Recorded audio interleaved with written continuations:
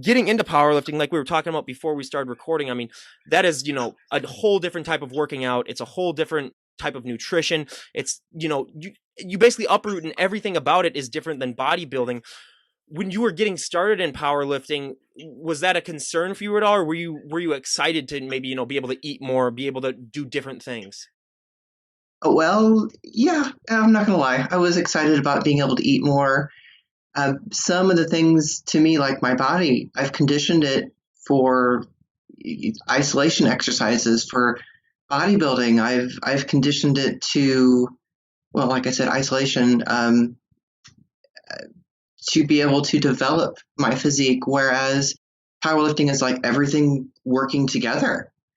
And to me, the transition to help, well, to develop strength within my body, to help develop strength within my tendons, to be able to just be stronger. Because before it was about development, it was about hypertrophy.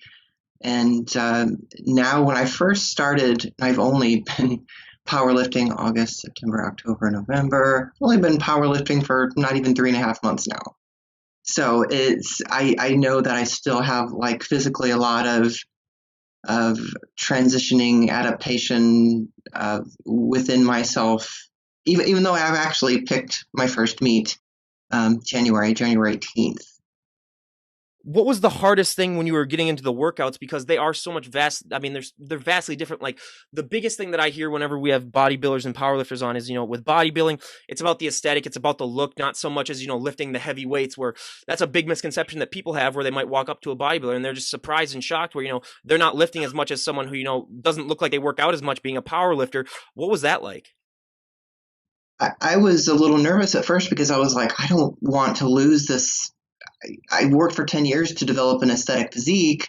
And I think that one of the things that I was concerned about the most is like, you know, I, I don't, I don't have to get fat, do I? And I hate to put it like that. I'm not sure how else to put it, but, um, and now since I've been able to get into a little bit more, speak to some powerlifters who have been in it for years, um, there's been a couple of women who, well, my friend Michelle, who passed away, and she always had a really, she was in good condition. She was always in good condition. But there were also people like Steffi Cohen, who I feel like if she would have been around like 10, 15 years ago, like before I started getting into bodybuilding, I probably would have gravitated toward powerlifting first, to be honest with you, because it was the look of bodybuilding that developed muscular physique that drew me to it. And in powerlifting, the thing is, there are still women like Steffi Cohen, who she has a very well developed muscular physique, and she's just really strong. It's that hybrid. She's hybrid.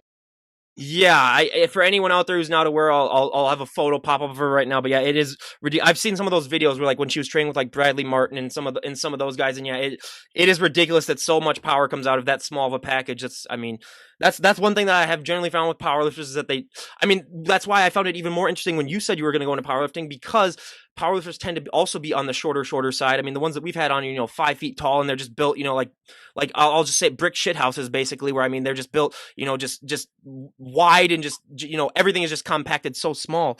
So yeah, that's definitely a fascinating part about powerlifting.